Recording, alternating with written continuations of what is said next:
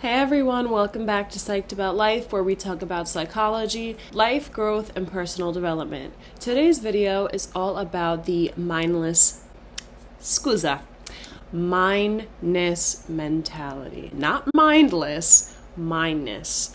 Now, in this video, we're going to talk about what mindness mentality is, why it's significant, how to stray away from this concept or state of mind. We want to evolve from this mental state. We're going to get into why it's important to kind of evolve from this mindness mentality and why it's so important to do the inner work and to evolve from that ego mentality that is quote unquote that mindness mentality. It's very similar to the ego. We feel like we need that to be happy, that I'm entitled to that because I work hard, that is mine, I do this, that person shouldn't get that because they're not doing X, Y, and Z. So it kind of ties into the ego. So we're going to talk about how to do the inner work and evolve from that mindness mentality. And so we're going to start off with talking about, well, where did this mindness mentality come from? Where did it stem from? As we grew older, we were encouraged to identify ourselves as separate from the world around us, form an identity or ego persona. So that's kind of like innate, like we form this identity, we form this ego persona with learning our name, which toys were ours and which toys were theirs. That mind develops that mindness mentality. Like, this belongs to me, this is who I am, it's me, right? So it's like forming that mindness mentality.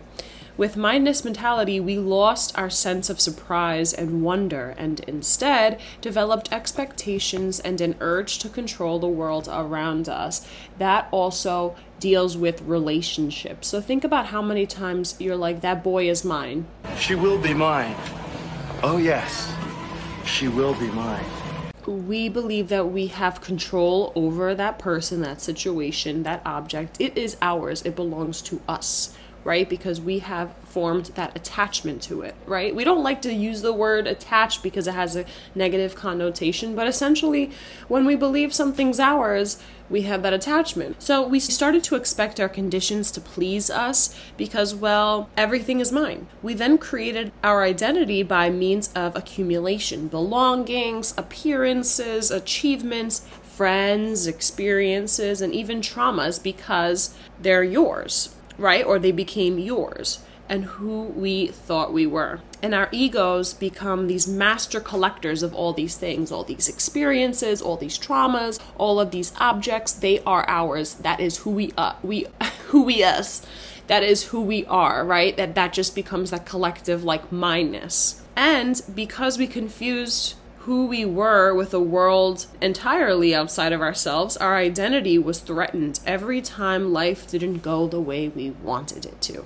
So that's the problem with attachment with that mindness mentality. So we're going to kind of jump into the problem and significance. Of course, we're not our most evolved ideal self when we have this mentality, but also diving further into it, we start defining ourselves through our ego, through our identity. We're like, well, I went through this, so that's kind of why I'm this way. And I am my experience. I am my trauma. I am this. This is mine. It's like we're giving it that label. We're taking ownership of it.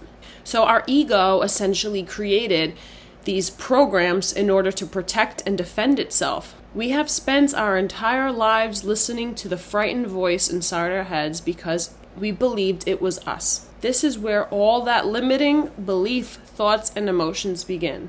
So essentially our ego says, okay, but this is who you are. Like, you've always had this in your life. You've always experienced this, or you have experienced this. So this is who you are. This is your identity. The ego is talking for us. It's like, you've been through a lot. I'm going to protect you. I'm going to build up that guard, and I'm going to define essentially who you are, like give you some sort of identity. Right? So that starts limiting us because we believe that we can't do certain things because we never done it. We don't have those experiences. That's not who we are. We start limiting our lives. We start limiting ourselves because our ego, maybe we're having that self-talk and we're trying to define ourselves and our identity. Meanwhile, those are our experiences. Who we are is so much bigger than what we've been through. what we've done, what we've had accumulated, items, experiences, friends. We are so much more than those things, right? And that's why this awesome quote by Eckhart Tolle, I'm assuming that's how you say his name, as long as you make an identity for yourself out of pain, you cannot be free of it. And then it talks about, and I love this book, I always quote from this book, it really gives me a lot of ideas for my content. Now just picture this, close your eyes for a minute, this is a little like meditation mindfulness exercise.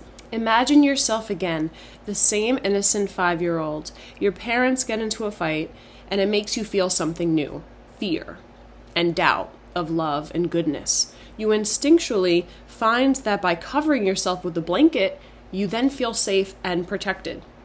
So you start wearing this blanket as a costume to hide from the chaos. You go to school and your classmates taunt you for being yourself. You feel ashamed and embarrassed. You decide one blanket's not enough protection, so you add another to cover yourself even more. If you didn't physically do this, we can guarantee you did it metaphorically. So it's kind of like our ego. Our ego forms these concepts of ourselves to give us some sort of idea, like this is who we are, stay away from this, protect yourself, live in this state of fear or quote unquote like some sort of awareness so that you can avoid whatever painful experiences you've had. Or I don't want to confuse you guys. We're just going to try to keep this as brief as possible, but your ego is essentially your safety blanket, right? You know, people are like, oh, wow, you got a huge ego. You must be like really hurt. Who hurt you? Well, that's kind of the idea. It's like we give ourselves this safety blanket. So when we deal with uncertainties, we try to define it. You know, we're like, okay, well, I don't want to be a part of that because that's not who I am. Like you try to define yourself as well. And that's connected to that mindness mentality. So anytime you are unable to control your circumstances or the people around you, you are reminded of how powerless you seem to be. And so you protect yourself with yet another layer, that blanket, that ego. Because of mindness mentality, your mind innocently collected these experiences as part of your identity and has worn them all your life. After all, from your ego's vantage point, all of it is mine and therefore about me. All my experiences must define me. And as time goes on, that free, happy, innocent child of bliss becomes buried deep underneath the layers of fear for so many years that even you forget your true identity. You've been wearing these protective layers for so long that you completely overlooked the fact that you could just take them all off at any point. You still remain that innocent and happy child. No matter how traumatic life has been, you are still innocent and free, seen and recognized, wanted and loved, just as you are.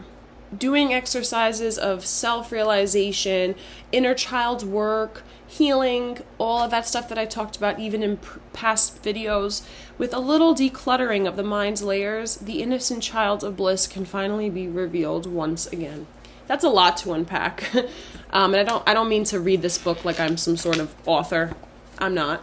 But I'm reading it because it gives us a minute to kind of reflect and think about these concepts like the inner child, ego, self, identity, that mindness mentality, and that kind of groups it all together in that inner work. We've all had experiences, good, bad, traumatic, that kind of form life's expectations, help us define stuff so that we can better cope with it the next time it comes or deal with it. We don't want to live with pain. We want to better cope with it. Like animals, like if they know that there's a deadly predator in the woods, they'll try to avoid the woods. I mean, I would hope that they would avoid a lion ready to pounce. Metaphor. But that inner child is buried deep, deep down under all those safety blankets of layer. The ego is, quote unquote, the safety blanket. And as we take off those layers, we uncover more about ourselves, our true identity, our true unconditional love for ourselves, for others. We heal, we grow, we prosper, and we leave those concepts of ourselves that our ego has defined for so many years from hurt, from pain. Defining ourselves through experiences is just not the most ideal way. I mean, like, if you're going to define yourself by your failures, how are you going to think that you're successful? Like, you're just not. So you have to realize that that happened, but that's not who you are. So that's kind of like where growth comes in, where being positive comes in, where having a different perspective comes in, knowing that you aren't what happened to you, you know, like separating ourselves from actual life events. And that will help you reach happiness. That will help you reach unconditional love, because you have a different outlook. You have a different perspective. All of us face this ego mentality on some level until we do the inner work to acknowledge, understand, and surrender it. Every waking moment of life is a gift that is constantly being sustained and guided by that divine source beyond our ego's comprehension. The ego itself cannot be enlightened, for enlightenment is the transcendence of the ego. There you go. So it's not our ego that needs transformation. It's getting away from our ego that is the transformation, that is the transcendence. So we don't want to live in that ego mentality. We want to be free. Once we're free from whatever we've defined ourselves as, or put those limitations on ourselves, we can then experience happiness, joy. It's not outside of ourselves, it's in here. It's in that inner child, because we were all born with that. We were all born with that ability to be happy, to be loved. We are those things. It's not outside of ourselves. So when you have that mentality, a lot more can be experienced. And I've talked about it in previous videos. I talked about accepting things, not resisting it. So that's where all these videos tie in together. And that's it for today's video. I think I said enough there. I don't want to overwhelm with too much information. I definitely could see myself doing another video like this one in the near future.